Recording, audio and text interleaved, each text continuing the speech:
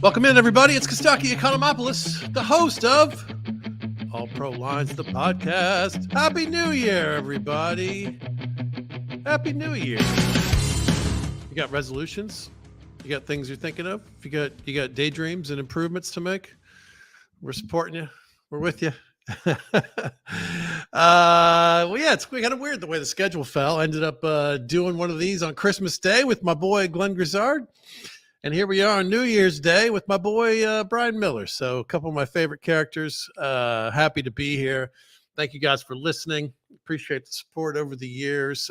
Genuinely very grateful for it all. And getting to do this crazy bunch of things for a living is awesome. Ron Milford's in here, Robert Hainline, and Ryan Chambers. And not last but not least, hey, Ewan, good to see you, buddy.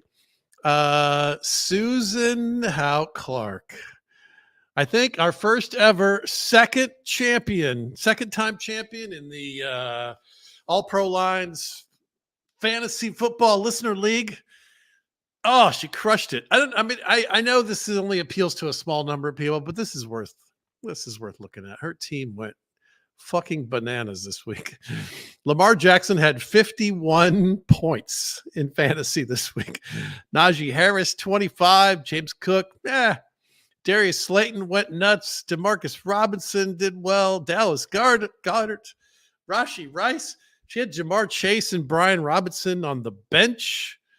And one going away with a crazy amount of fantasy points. So congrats to Susan. She was our first ever winner, if I remember this right. And here she is, returning a few years later. So kudos, lady. I ended up having a very quiet New Year's. Usually I'm working. New Year's is a big night for a comedian. I'm out there running around.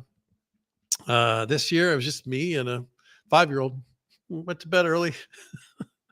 I asked her what she wanted to do to celebrate, and we landed on going to breakfast together this morning. Last night we made a plan, so we went and had pancakes at the little breakfasty place that's near us, and it was awesome. Having a nice breakfast with my favorite little to start the year was pretty cool. So happy New Year to all of you guys. Let's do a couple announcements. We have a new friend. We got to be careful with the language. The gambling industry is very touchy about language. So they're a friend, but they're a big friend. BetMGM, now one of our friends. They have a preposterously good offer. $1,500 in bonus bets if you don't win. I'm a little confused about exactly how it works because I live in California and I'm not allowed to play on BetMGM.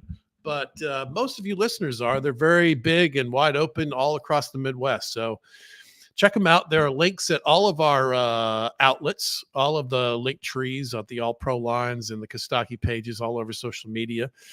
BetMGM is they're big boys in the universe. And I got to say, betting on football is fun. I bet on a couple things last night just to kind of, I like to bet small because if I bet big, this is just my personal taste. If I bet big, I get mad when they do dumb things or a guy drops the ball or whatever. But if I bet $5, and might win 30, it's great. I do a couple of those kind of things. I have like a little DraftKings lineup, I have a little underdog fantasy, couple of, over-unders kind of thing, a little parlay. I love it. Makes it fun. Anyway, that's just my personal taste. You can, of course, bet less than 5, and you can bet way more than 5 on all these places. So check it out. Come see me live. I am coming out of my shell. I'm going to be doing a lot. I'm going to be posting a lot more gigs on the page here soon. But coming up right away here, I'm doing Ashtabula, Ohio, and Erie, Pennsylvania in about a week and a half, mid-January. So come see me out in those parts. I got a big fancy Valentine's Day gig in Nebraska. I'll tell you more about when that gets closer. And I haven't heard about the Super Bowl yet. I'm not sure exactly what's happening with that. I'll look into that and see what's going on. But do I have any other announcements I wanted to cover here? Yeah, not really. Let's do some jokes. Jokes are fun. The 2-minute drill.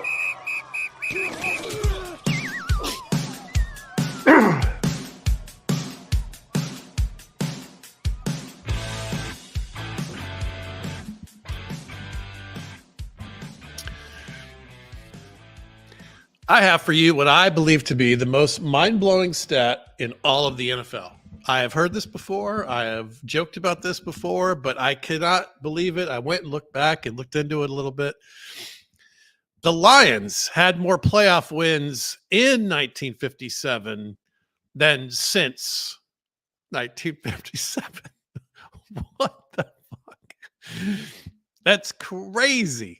I looked it up. So in 1957, they played 2 playoff games. I guess there was a small number of teams. And the second one was the championship game, and they beat the Browns to be the world champions of football or whatever before the NFL was a combined thing in the Super Bowl era. So 57, they won it all. And they've only won 1 playoff game since then, somewhere in the 90s, some random whatever. It's crazy. So this year they could turn this stat upside down. We'll see. It's definitely a good team that could beat anybody on any given Sunday. This week it didn't work out for them, but man, that was a crazy ending to that game. Oh my goodness. The last time the Lions won the division, Bill Clinton was enjoying his cigars in style. It was 30 years ago. The last time the Lions won the division, they sent out word with a fax machine. They still made cars in Detroit that year. The playoff picture was Polaroid. O.J. Simpson was an unbesmirched hero. He was an American hero. Last time the Lions won the division. White Bronco was just a nickname for John Elway. Having drinks with Bill Cosby still seemed like a good idea. It wasn't, but we didn't know that yet. It definitely wasn't. Usually when you hear Detroit is number 1, you think like NFL draft order or movies about rap battles or places where premier athletes retire in their prime or total amount of stolen copper wire per capita. That kind of thing is usually what you think. No, they're number 1.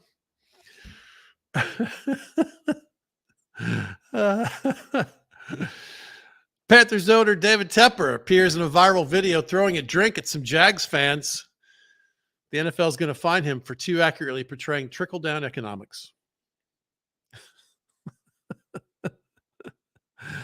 It's kind of a relief to find out that somebody in Carolina can successfully throw something.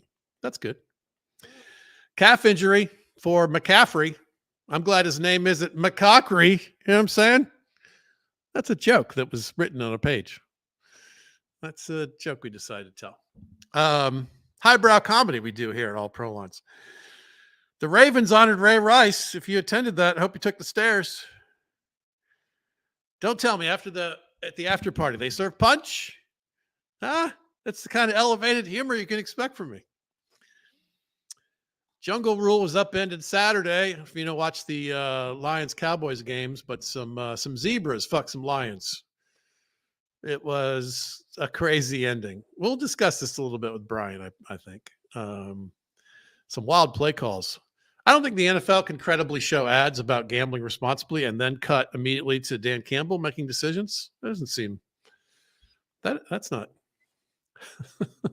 The Cowboys honored Jerry Jones at halftime, and then Jerry fired Jimmy and honored himself. That seems right. That's what. Cardinals upset the Eagles.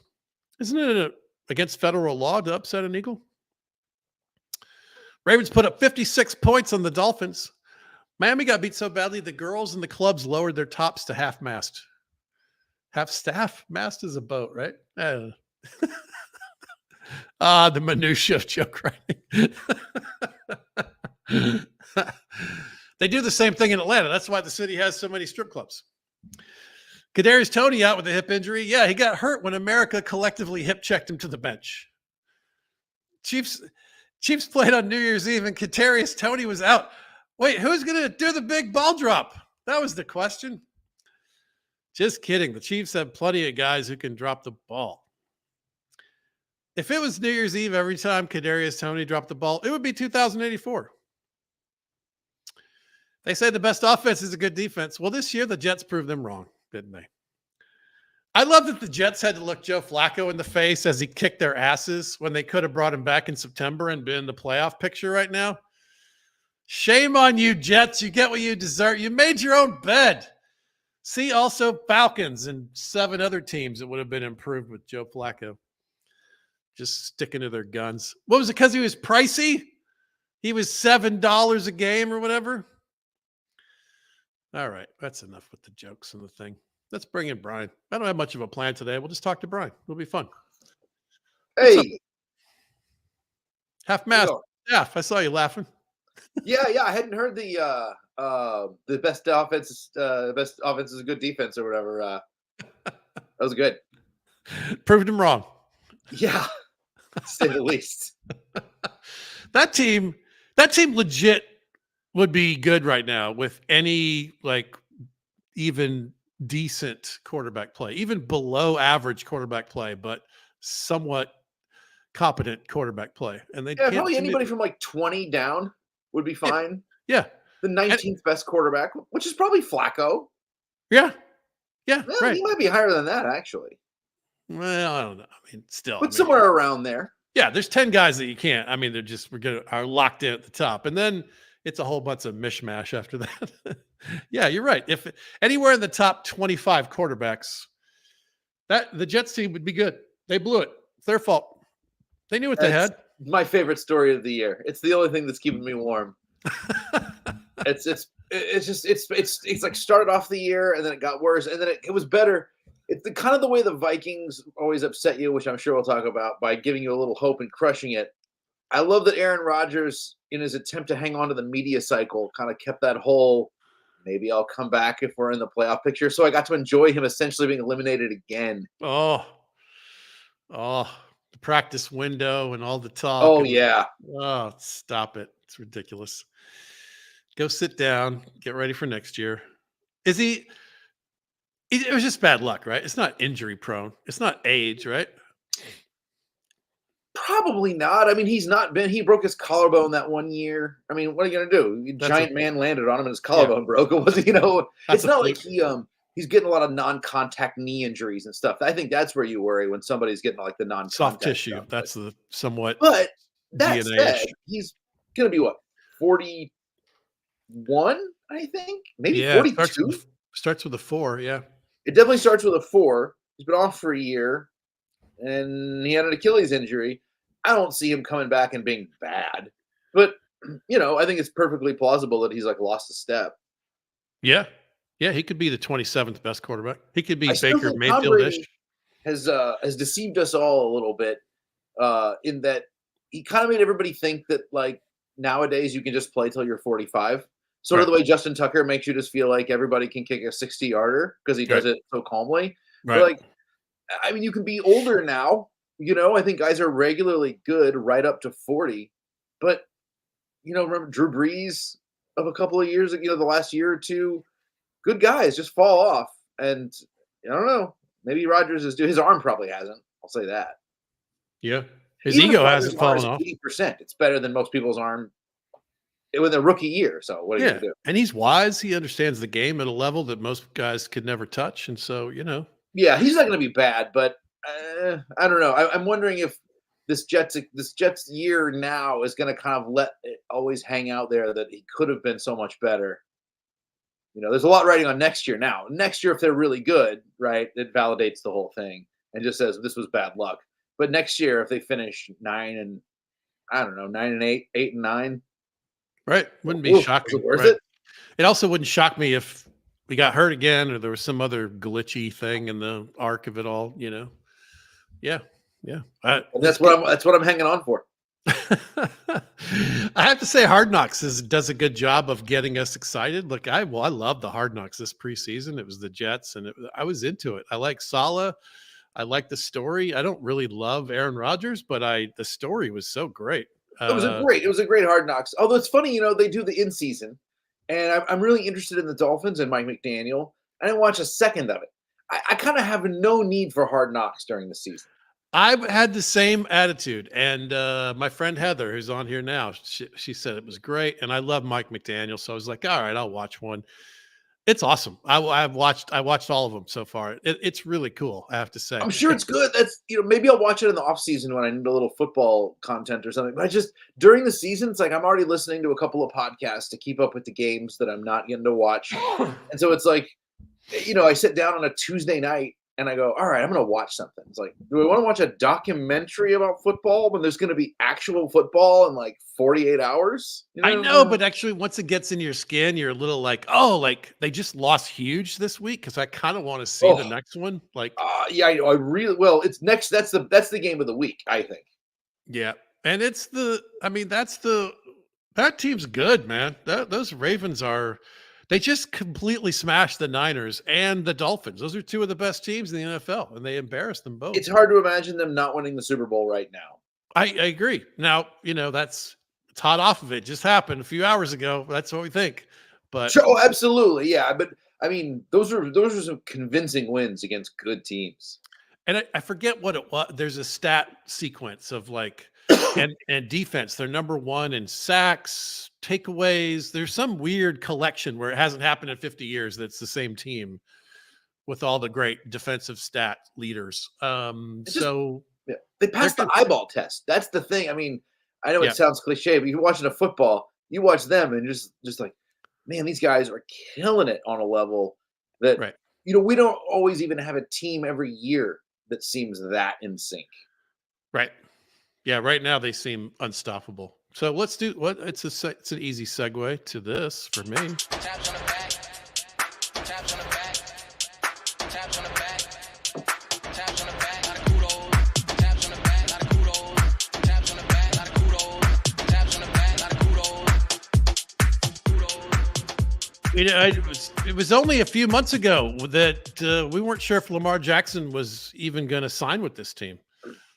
We forget how quickly this all turned around. No agent floundering around, not refusing to sign and pissed at the team. And the team like brought in Odell Beckham and tried to kiss his ass. And finally they got along. And now it's like we forget all this. But so kudos to the Ravens for somehow putting it all back together again, putting the genie back in the bottle and smoothing out all the stuff. And like you say, I mean, as we sit here on a Monday after we saw the Sunday game, it's hard to imagine them not being Super Bowl champs in a few weeks. Good for them. Well, and then Lamar, I count myself among them. People were so skeptical of him being his own agent and all that, and there was we wrote so many jokes about it, and a lot of people said it was such a bad idea, and it couldn't have worked out better for him. I mean, he proved everybody wrong. He got a great deal, and then after that, he went out and was like, "Hey, by the way, you know that great deal I got myself without paying some." With Tommy DeVito's Dick Tracy villain friend any money. I'm gonna go earn it, like the most earn it all year. I'm gonna be the MVP. So Right. he was like, how weird that the MVP was also an MVP as an agent. Yeah, good for him. I mean, to be fair, we're there's a little bit of pulling the rug over some of the bumps in the road. I mean, he could have been making $50 million the year prior if with an agent and with some better decision making. But Sure, but yes, he doesn't have to pay a commission. He got a huge deal. you got a He's with a great team deal. where everything works, and it's a shiny, happy place to be right now. So good for him. Athletes always do the nobody ever believed in us and all that stuff. And it's usually, necessary psychological trickery to get them where they need to be. But Lamar Jackson is, I think, one of the best, most doubted athletes. Oh, People doubted him on the MVP thing, but you still hear well, maybe till this season, the occasional echo of it. But I remember when he first started, it was, the classic old grumpy guy thing of like, well, the mobile quarterback looks pretty good the first couple of years, but you you show me what it looks like in 5 years. Everyone's right. so skeptical of this like new playing style, even though it's like, well, we'd seen Russell Wilson and we'd seen some of these other quarterbacks learn how to sort of adapt that mobility into a long-term thing and to make it work and to put all the tools together. Yeah. Sort of, I think Kaepernick was on the way to doing that. I think, whether his abilities weren't always as consistent, but Russell Wilson, you see Josh Allen, Mahomes. It's the new style, and Lamar Steve was Young like did the it. newest of the new style, like the most extreme. But Right. like, I remember watching him and thinking, I don't know, this looks pretty sustainable. It's not like Justin Fields where he's just improvising; he's adding that ability to other stuff. But even after 3-4 years, when you had to say undeniable, this guy's at worst top 10 quarterback every year, and Yeah. he's injured some, but not like an insane amount compared to some other people.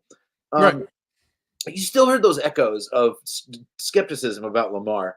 And I think at this point, it's like after the whole agent thing, whatever, but now, having been this good for this long anyway, and having probably his best year on his best team right now, I think you just have to say, even if he falls off a cliff next year, you have to go, yeah, he was great and he had a great career. I mean, he's not, I don't think, going to fall off a cliff either.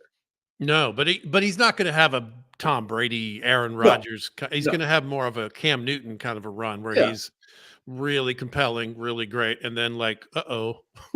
Yeah, closer to a running back than a kicker in terms of lifespan. Right. But, you know, that's true of a lot of guys, pocket or not. There aren't, Oh, you sure. lose a little bit of this, or Yeah. people figure you out.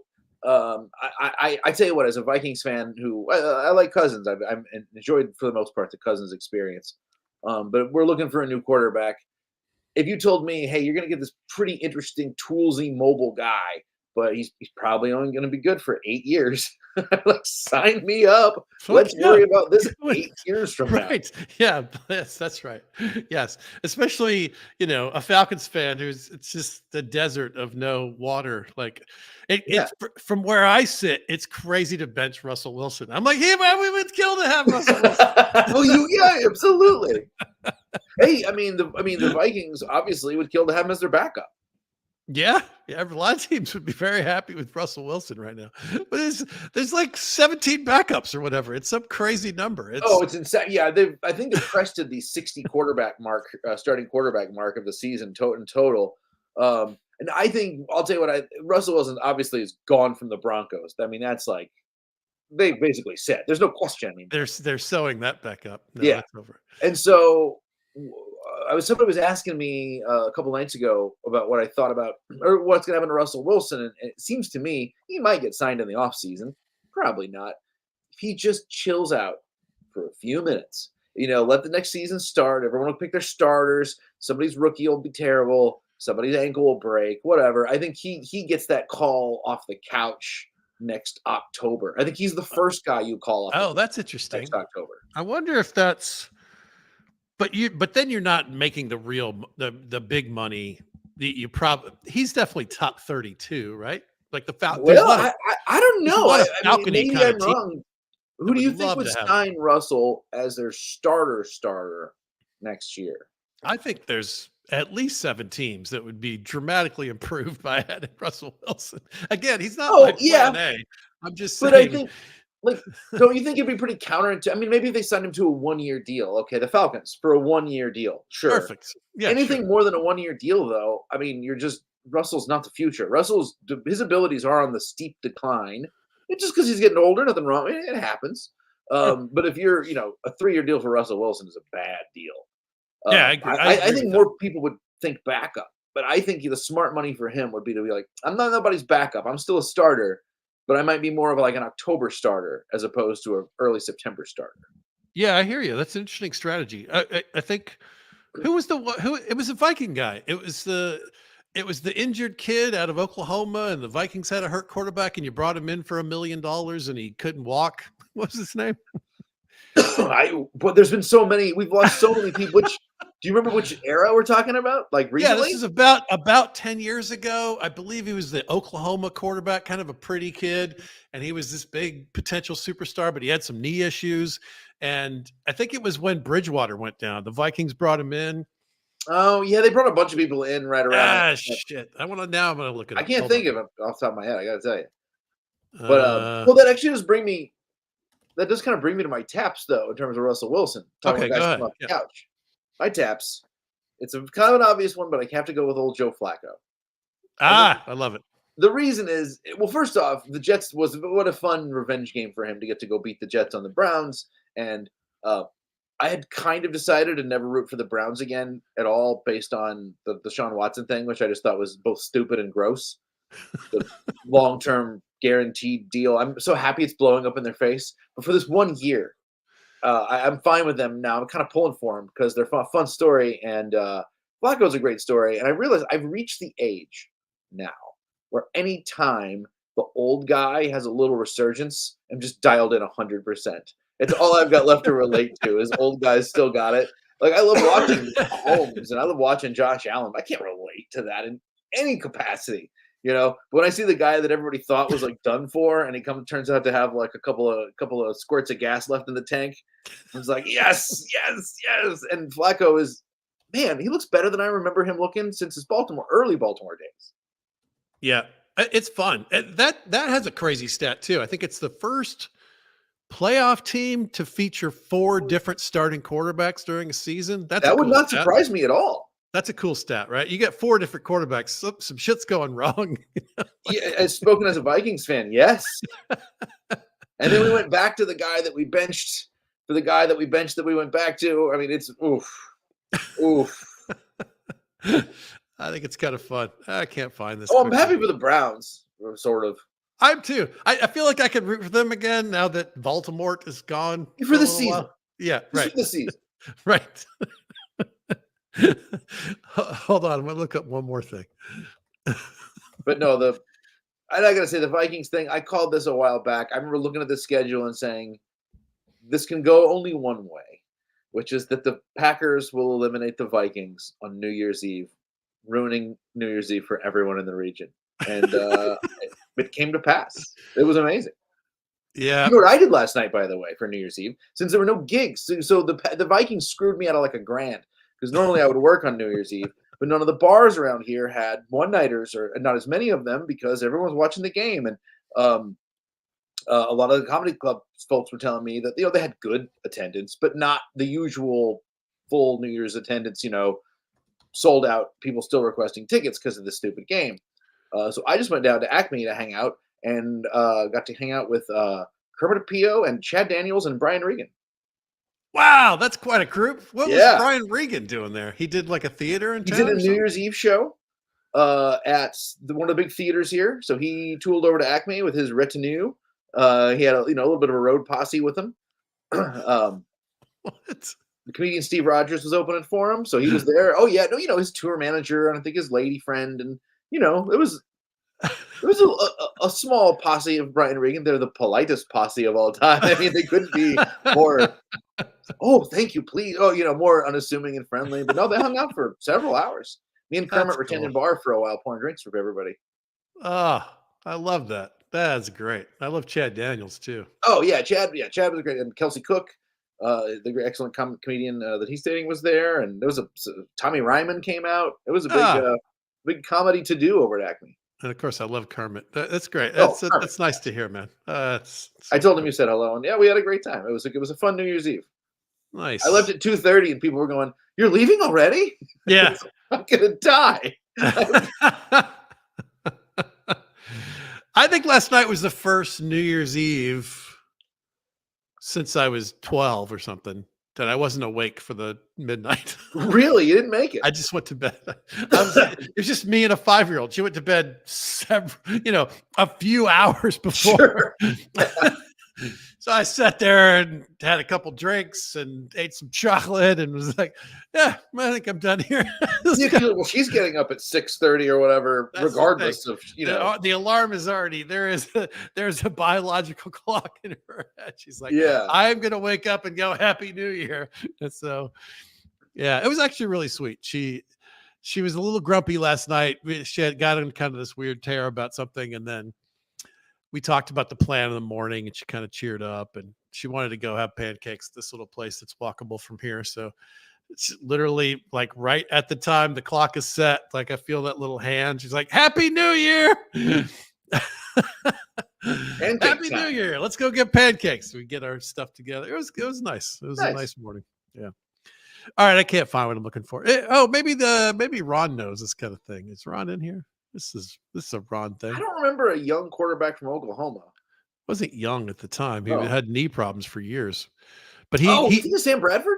Yes. Sam Bradford. Oh, I thought you were thinking of some obscure guy. Oh no, we would know. We went to Sam Bradford. Oh, poor Sam Bradford. But Sam Bradford was the off the couch guy after the injury. That was that construct. That's what made me think. Yeah, kind of. I mean, I think everyone thought he was coming back anyway, but I mean, he had 3 season-ending knee injuries, 2 with the Rams and 1 with the Vikings, I think. Yeah, and because I believe the Sam Bradford season was what begot the Case Keenum season. Okay, because I think Bradford was not signed off the couch after an injury. Sam Bradford was brought in as the starter for a season. It was like, we got Sam Bradford, as I Gotcha. recall. And he got hurt in the first game or two. And it was just like, oh, He definitely man. looked 'Cause it was after wobbly. the Bridgewater. You're right, though, that Bradford was brought in. Bridgewater gets hurt summer practice. So they have a little window. So during that window, they bring Bradford in. And it's like, oh, we got an actual starter. And he, poor guy was a good quarterback, but just, He was good. He was a little breezish. He was all about accuracy, but he couldn't walk. Yeah, but he was just so injury prone. And he went out very early in the season. And then that's what I believe, if I'm not mistaken, that's when Case Keenum came in and had the great Case Keenum year. Right. Okay. Gotcha. Thank you and there a couple people actually did type in Sam Bradford here. Good job, Peanut Gallery. Yeah, I was thinking Impressive of some guy. like obscure guy. I wasn't thinking like, because Sam Bradford, I believe, was first overall draft pick. Was he? He was. He Yeah, was he was certainly a a big first name. rounder. I believe he was a numero uno for the Rams back in the day. He looked it. He passed the eyeball test. He would look. Oh, like if a he hadn't quarterback. gotten hurt, I mean, he might not have won a Super Bowl. But although, if all the cards, everything falls the same, and McVay winds up with him, I'm probably pretty sure he wins a Super Bowl. Right. There's a bunch of people we know in here. Thanks, Ewan. Appreciate you. Joe, Bill Horner, Heather Saigo. What's up, lady? Everyone's off. It's New Year's, right? I know it's cool.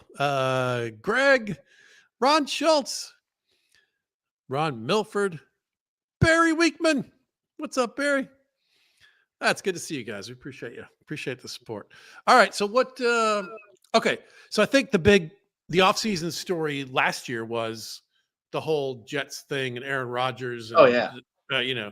This year I feel like it's all about the Bears. What are the Bears going to do? Right? Really? You think the offseason storyline is the Bears? I think it is. I think, do the Bears draft a quarterback and send Justin Fields to Atlanta? You're right, though, because they have those two draft picks. Or do they keep Justin Fields and build around him? And I don't know what to do. If I were the Bears, I'm not sure which I would go for. What would you pick? I would draft a quarterback for sure. I think the only question is, do you try to get perhaps greedy and keep Justin Fields? I mean, I don't know what Fields is charging them right now, but do you hang on to him as your high price backup? I looked it up. He's not high price yet. He's going into his fourth year. Yeah, and then of course there's a fifth year option after that. So you could trade him, but there's not much contract left for the team. That's why he's not worth a lot in trade. Yes, exactly. Exactly. I tell you, regardless of what they do, and I suppose you get rid of Fields. I think you get rid of Fields. I think I think it's kind of a shame to trade somebody. They're not going to get a ton for him. They're going to get something for him. They're not going to get what he's worth. I think he's pretty good. I think he'd be an upgrade for a lot of people. I think he's on a bad team. All that said, I'm a Vikings fan. I have watched many Justin Fields games. And if you told me tomorrow, can we have Justin Fields? I would say, no, thank you, sir. Really? It's just going to keep us in the same 9-8, 8-9 purgatory we've been in for so long. I think he's good, but not great. I think if I guess if you put him on the Niners or something, I'm not saying he couldn't win a Super Bowl, but I think he's not. You have to have an amazing roster around him. And as a Vikings fan, I'm sick of mediocre quarterbacks. I'd rather take another shot. I think, look at what Philly does. Just like, well, we have Carson Wentz. Let's draft another guy. Let's keep drafting him. Hey, it works out. The Bears have so much draft capital. They've had good draft picks. They theoretically, if they weren't terrible, should have a decent young roster. But with that Carolina pick and their own pick, I don't see how you don't spend one of them on a quarterback. I just think it's crazy not to.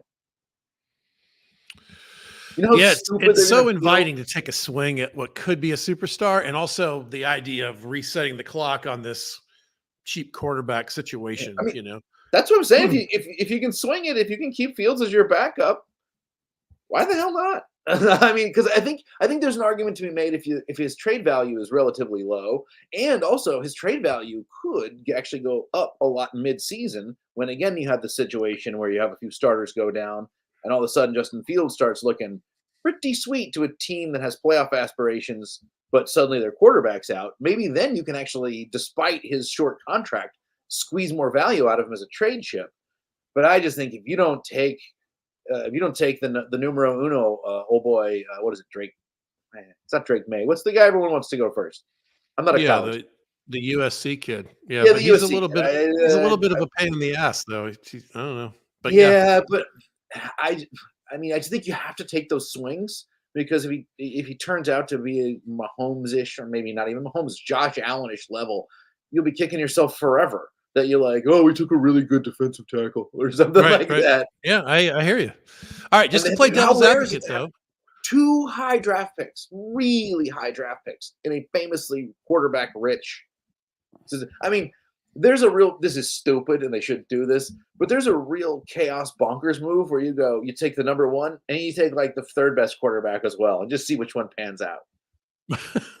I mean, that's nuts. I realize that's nuts. But They're going to wind up I with would like argue that 1 and 10-ish probably because the Bears ended up winning a few games here at the end. So yeah, but they get their Carolina. own pick, they have Carolina, which is almost certainly going to be the number 1 overall. Yeah. But their own pick is going to be, 7, 13, somewhere in there. Yeah, but if there's 5 or 6 really great quarterbacks, not everyone's taking a QB right up top. I don't think, I think they'll see some other players come off the board. I don't think they should actually do that, by the way. But I really do think whether or not it's a USC guy or Drake May, you kind of take a chance on having a generational quarterback when Justin Fields is. I mean, what are the chances Justin Fields is 4 years in is secretly much better than we think? He's the end of the 3rd year now, and he's been on a bad team the whole time, and they didn't really play much at the beginning. I think it's still possible. I really do, and I think he's shown flashes that are just like, oh wow, right? Like but okay, just to play devil's advocate, you can go the other way.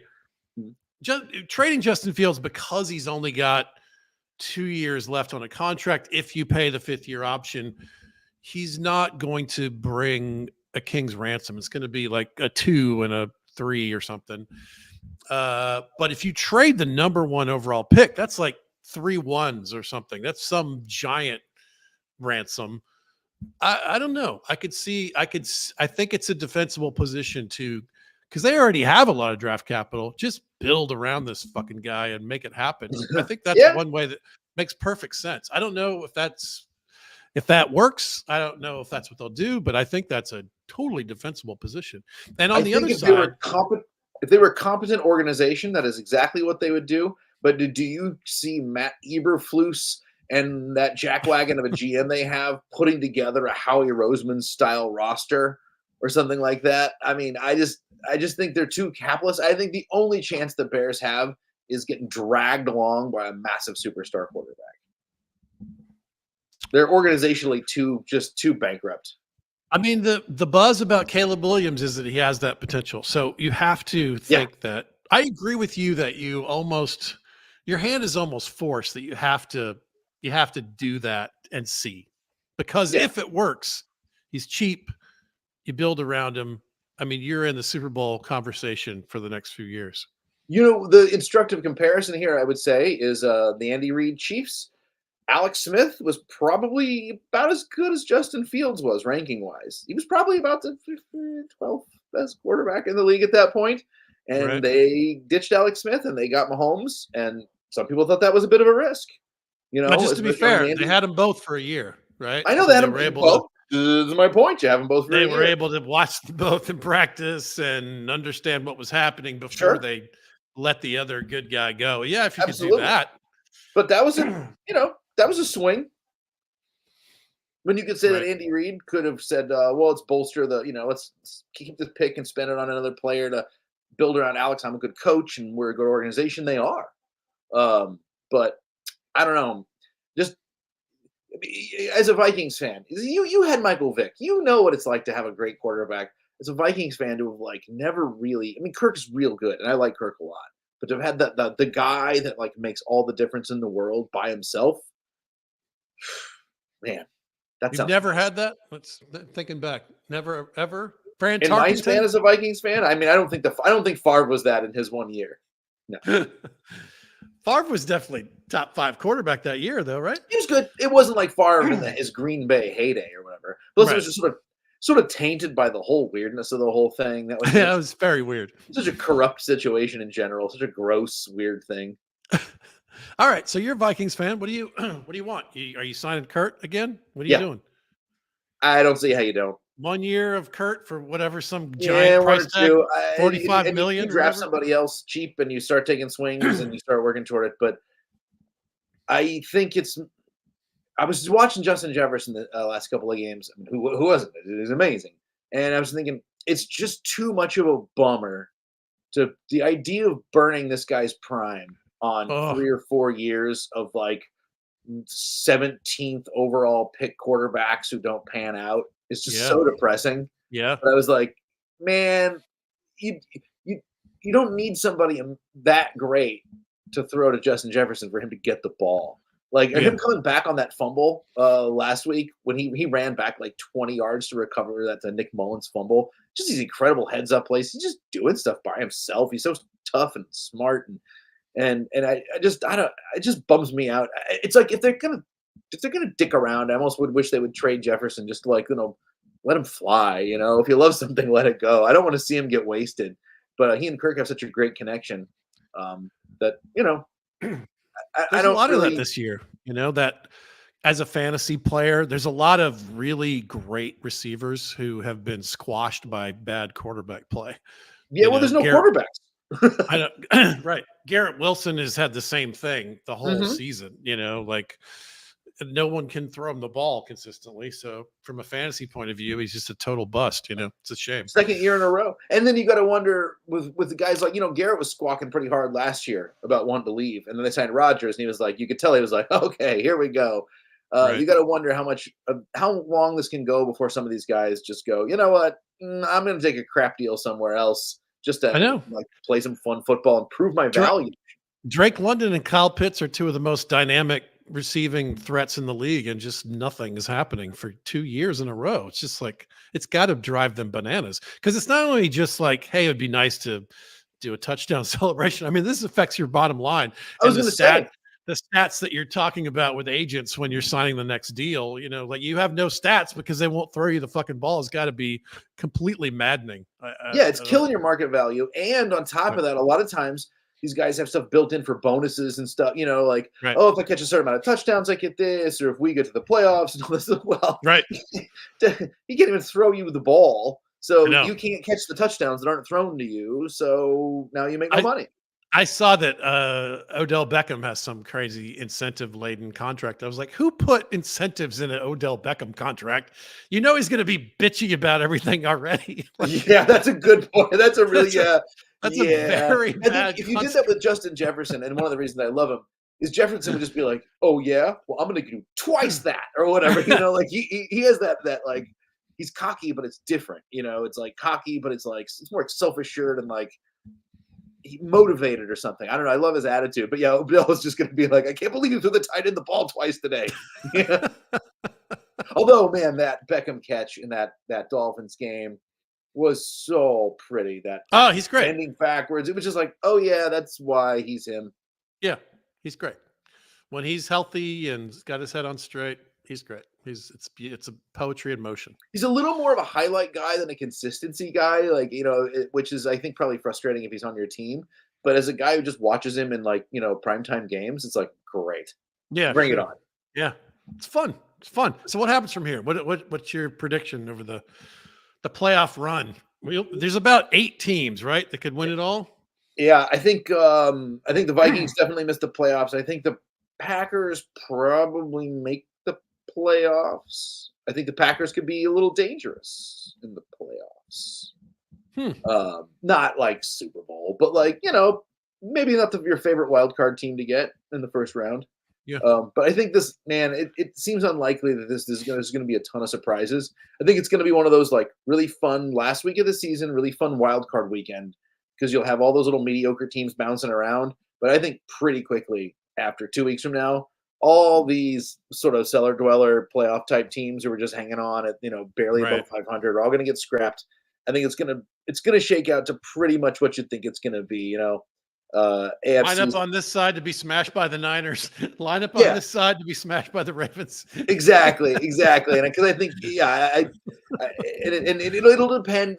Depending how the scheduling works out, you may have the Bills might sneak up into a cool championship game. I think you just hope that the schedule works out so much that whoever it is that gets to each championship game is worthy of playing the Ravens and the Niners so that you get 2 good championship games. Yeah. Because I think if you have like a really fun week before that, where like a scrappy team that's not as good like pulls out a miracle victory, it's like real fun the week before, and then spoken as a guy whose Vikings did this and got to the championship, and it was like, oh yeah, they weren't really supposed to be here, so the Eagles are just going to beat them by 40 points now. Yeah, right. It doesn't make for a great next to last week of real football. That's right. That's why at the end, when your team is like, oh, if everything goes right and these 3 teams lose and we'll get, like, I don't even care anymore. Like, that's not a team that's going anywhere. No. No, I said, I was talking about that to a friend of mine, and he was like, and I get this. He goes, yeah, but you know what? Whenever there's a Vikings game to look forward to, it gives me something that I really enjoy during the week. And so even just one more week gives me one more week to look forward to it. And I get that, but I have a hard time not shaking that. Like, I don't know, like it'd be like if someone told me I was going to do a big comedy showcase and there's managers there and they're looking at everything. Well, I'm only really on the showcase because someone got sick at the last minute and no one's really paying attention, but I can do some time. And you're like, wait, I guess you were there, and that's cool. But like, you're just there to fill time because they had a certain allotment of space that they needed to fill. You're not really getting looked at.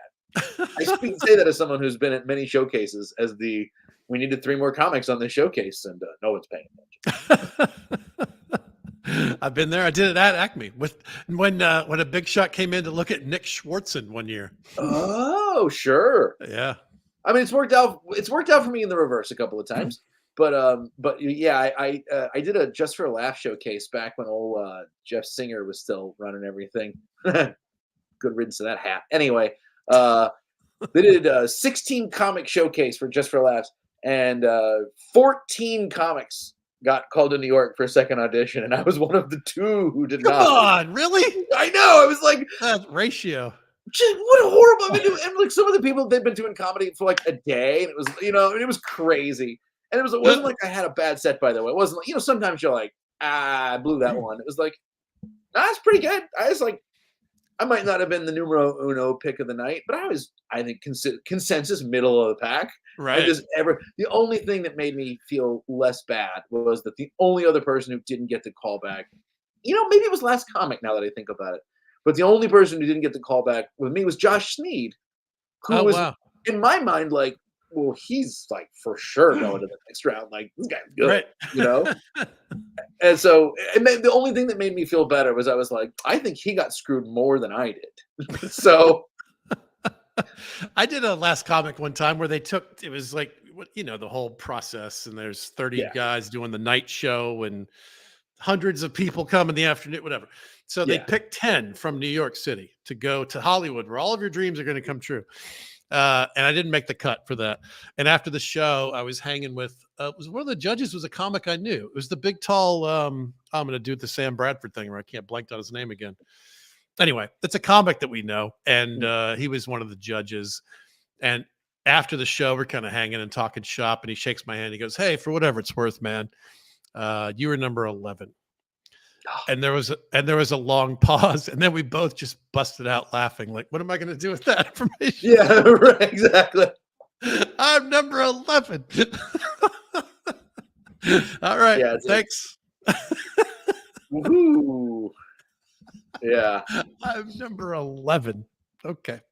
And of course, the reality is nothing good happened to numbers 3 through 10, probably, or whatever. You know what I mean? Oh yeah, of course. I mean, show business is such a fluke fest from top to bottom. Nobody who got. I remember whatever this thing was that because I was pretty salty about this whole me and one other guy not getting the call. This ratio hurt my feelings. It's one of the few times in like showbiz where I was like, I took it personally. I was like, come on. But everyone else had to fly themselves to New York. This was before this was the one audition before they pay for everything. So everybody else had to fly to like New York or LA to do these second auditions, and literally nobody I know passed. So I was like, well, really, I saved like $800.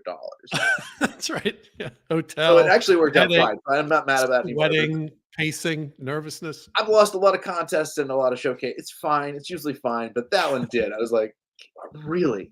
Oh, I've had a couple that really made me hurt my feelings. I was, I hear you. I've been there. I get it. But this would be not to bring it back into playoff terms. There's some years like when the Ravens lost with Lamar was what 19 or something like that. Had a real good team and they just had a bad first game and got bounced early. Yeah, I That's remember. one where that's when you go, we should have still been in this. They weren't. Right. I've yet to see the Vikings. Well, last year I guess was the first. Last year was the first time the Vikings lost a playoff game where I was like, oh come on. I mean, the Blair Walsh miss was frustrating, but I don't know that I thought that they were going to go much farther Well, than hey, that I'm game. I'm a comedian from Atlanta. If I talk football in Minnesota, everyone every single time brings up that loss from what year was that? Like Oh, that was the 90. most painful individual game was the Blair Walsh. I just don't know that they were going to go on. I remember thought last year that Vikings team. No, not Blair Walsh. Like way back, like when the Falcons, Chris Chandelier Falcons, with the No, Randy I Moss. wasn't in Minnesota at that point, so that was pre me. That was my Randy Moss. I think it was Culpepper. Randy Moss. Oh yeah, that must have been brutal. I mean, That the team famous was famous really- one. What's his That was a fuck really Field good goal. team. Yeah, no, bro. I was like, I'm so glad I wasn't around for that. I was not in Minnesota at the time. The Blair Walsh was my introduction to the misery. Gary Anderson. You're thinking of the Gary Anderson missed field Gary goal? Anderson. That's Yeah, right. no, the Blair Walsh one was the Ron but types last in year right away. hurt quite a bit. 1998. Yeah, because last year though, I really thought they were definitely going to beat the Giants, and they had an actual chance of beating whoever they played next. Right. Like it felt when they got bounced laps. Come on, really, Daniel Jones? Oh, that one was tough. So how do you avoid making the Daniel Jones mistake? Because that's it's so easy to overpay these guys because you're panicked about winding up with Desmond Ritter. But this is the other side of the problem. You pay a lot for a guy who's a tiny bit better than Desmond Ritter, and then where are you? I think that's the Justin Fields problem. I think he's a little bit better than Daniel Jones for sure. But I mean, that's the problem is that like I kind of have come to the thought that like if you don't have a top 10 quarterback, you should be trying to get a new quarterback all the time. It's a pretty good argument just in terms of like the real numbers and the process and the ebb and flow of the game because there's so many other factors going on. And that's the most important thing. And if you can really like knock that one out of the park, then it could really smooth over some other weaknesses, And especially if you get a young one. You can absolutely win a Super Bowl with a top 5, even a top 6, 7 quarterback. I don't think it has to be, Jared Goff has a Super Bowl. He's good. Yeah, he's definitely good. Yeah, but he's not amazing. I mean, Matt Stafford. And there's a lot of guys who are, who could get you there, have gotten you there, could get you there. I think. But I think as soon as you dip out of the 10, I think it's unlikely but very possible 5 to 10, and outside of 10, it's like, what do you have the best defense? You have the 86 Bears defense. Yeah, then you have those occasional Brad Johnson kind of years where everything else was just perfect and right. But you get in the Minnesota situation, where you have a 13 guy, let's say 14. It's like, wait, it's pretty good. Like a Derek Carr. I mean, if you can fantasize about how if everything went right, he could make it. But you go, okay, but what are the chances that everything's going to go right? We're not going to have any injuries. What you need is the Mahomes, type guy. I mean, I know he's the best, or Josh Allen. You need the guy who's like, oh, he could win that game by himself if things weren't going well. That's how you win the Super Bowl. Yeah, that's right. I agree. All right. So, yeah, but I think the Vikings, honestly, I think Kirk Cousins is a top 10 quarterback. Just he's in the outside edge, but I think he is in that. And I think if everything fell right, I think if yeah, I agree. Last year, if Brian Flores had been the defensive coordinator last year, and Kirk Cousins was still healthy, that would have been a dangerous team. Yeah, I think based on this conversation, I think I'm tweaking my thoughts about it. I think I'd like the Falcons to trade up and go get one of these young studs, take a swing. Yeah, that's why Russell Wilson doesn't interest me. Just so you're going to placehold you're going to have to take that swing sooner or later. Can you do both? I mean, you could do. Yeah, both. I think you can do both. You could do a Russell Wilson type and trade a couple of firsts or whatever to go get. Yeah, I think if you don't get Caleb Williams or Drake May or whatever, I don't watch enough college football to I think a lot of LSU people kid read won just the enough Heisman. articles to Yeah. talk about these guys like they watched all their games. Like I don't watch their games, Right. Right. but unless you're the top couple of 3 guys, who you're like, I know this guy's starting day one. Like that's what it is. Oh, I think it really helps a lot of these guys to sit for at least half a season, if not a full season. Sure. And so, yeah, I don't think there's anything wrong. And I think that's what the Vikings kind of should be doing with Kirk. Just keep Kirk around another year or two, start taking swings, but you got a real chance of doing well. And Kirk is I think Cousins, especially being seemingly such a good dude and a good quarterback, is really going to pass on a lot of knowledge to these young guys. I think he'd be a great mentor to sit behind and watch and learn from. So I think they have a real advantage to have a great character guy and a guy who can win them some games while they develop a young guy. Because I don't think the Vikings, for instance, they're not going to get Caleb Williams. So they're probably not going to get a day one starter. Who else is going to teach them to take your shirt off and wear some chains and blow into a giant horn? That was literally the best moment of the whole game was Kirk and his cute little kid from he was given the chicken fingers on Hard Knocks. And he's like, come on, buddy, let's get you some chicken fingers. How do you not like that guy? He's so nice. He's so dad core. He's just like, I know. He's like a huge dork, but he just lives in it. And I'm like, the best. It's good to talk to you, buddy. First podcast of the year. Oh, that's right. That's right. I kind of forgot. First anything of the year for me. All I did was eat breakfast with my kid before this. So happy New Year. Yeah, happy New Year to you. Where can people find you, Bryan Miller? You can find me at Real Bryan Miller on Twitter and at Funny Bryan Miller on Instagram. And yeah, I'll be around. I'm doing where will I be? I'm doing a bunch of privates in the early private gigs in the early part of the year. I'll be at Camp Bar in St. Paul the 3rd week of January. If you want to pop out and see me in St. Paul. Awesome. And I'm doing I'll be doing it on the road. I'm at the Comedy Caravan in Louisville. I should plug that one. Oh, plug that. Date. Make sure I get the dates right. I'm at the Comedy Caravan in Louisville, February 8th, 9th, and 10th. How many times do you have to go there before you say Louisville? What's the matter I'm with you? from Kentucky. So I have gone through the gauntlet and come out speaking properly. You're sticking with Louisville? I'm not regressing to Louisville. I left Louisville for Louisville. I left Louisville of the world for the Louisville of the mind many years ago, and I plan to continue residing there. I do quite enjoy that club though.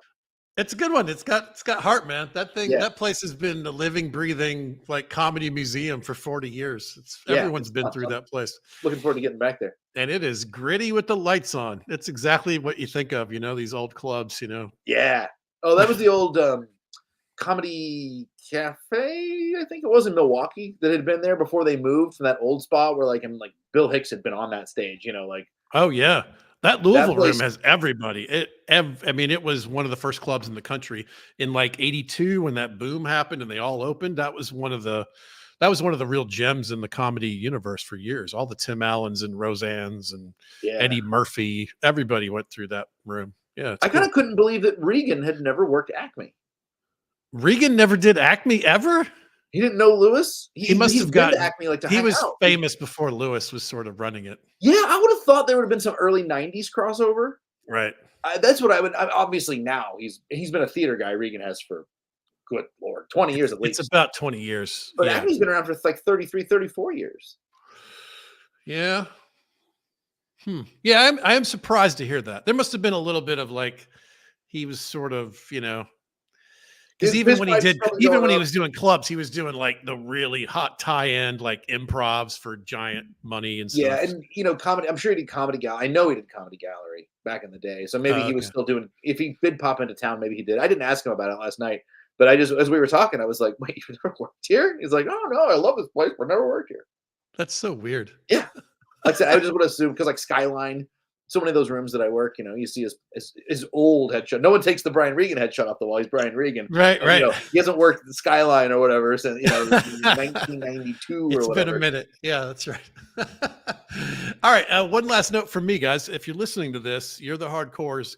Join the Facebook pages of All Pro Lines and Kostaki Economopoulos. There's a lot going on over there, especially the All Pro Lines page is really blowing up right now. We're doing a lot of memes and it's fun and interactive, and you guys are the core, so I'd love to get you involved.